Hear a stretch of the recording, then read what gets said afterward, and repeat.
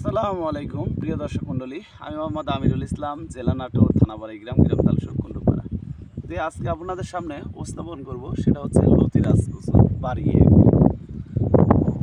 লতিরাজ কচু বাড়ি একের প্রমাণ প্রথমে এই যে পাতার মধ্যে দেখেন একটা তিল সিস্টেম আছে, দাগ থাকবে, আর যেটা নাটোরের লতিরাজ কচু এক সেটার চিহ্ন থাকবে না। দুইটা জাতি আলহামদুলিল্লাহ ভালো। বাড়ি একের লতিটা চিকন আসে, যে গাছটাতে দেখেন লতি আছে একটা দুইটা তিনটা চারটা, এই যে এইটা করে একটা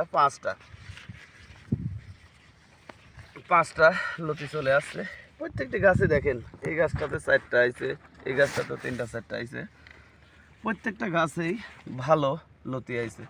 তো আমি এই জমিতে লাগাইছি হচ্ছে লাইনে এক হাত পর পর, এই যে লাইনটা দেখেন লাইনে এক হাত পর পর, আর এক লাইন থেকে আর এক লাইন জাস্ট 1.5 হাত পর পর লাগানো আছে।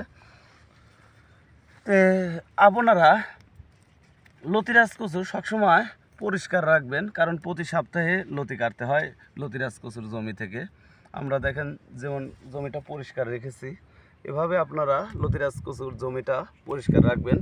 আর নিয়মিত সার দেবেন হচ্ছে ইউরিয়া সার, ডিএপি সার এবং দস্তা দেবেন, পটাশ ব্যবহার করবেন না, দস্তা দেবেন। আপনার 2 চালান 3 চালান লতি কাটার পরে আপনারা সার প্রয়োগ করতে হবে, তাহলে গাছটা কালার ঠিক থাকবে এবং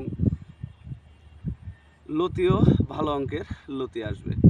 আর লেদা পোকার জন্য বিশেষ করে আপনারা 55 গ্রুপের যে কোনো বীজ ব্যবহার করবেন, তাহলে লেদা পোকাটা আক্রমণ থেকে প্রচুর পাতা বন্ধ থাকবে, অর্থাৎ লেদা পোকা আক্রমণ করবে না।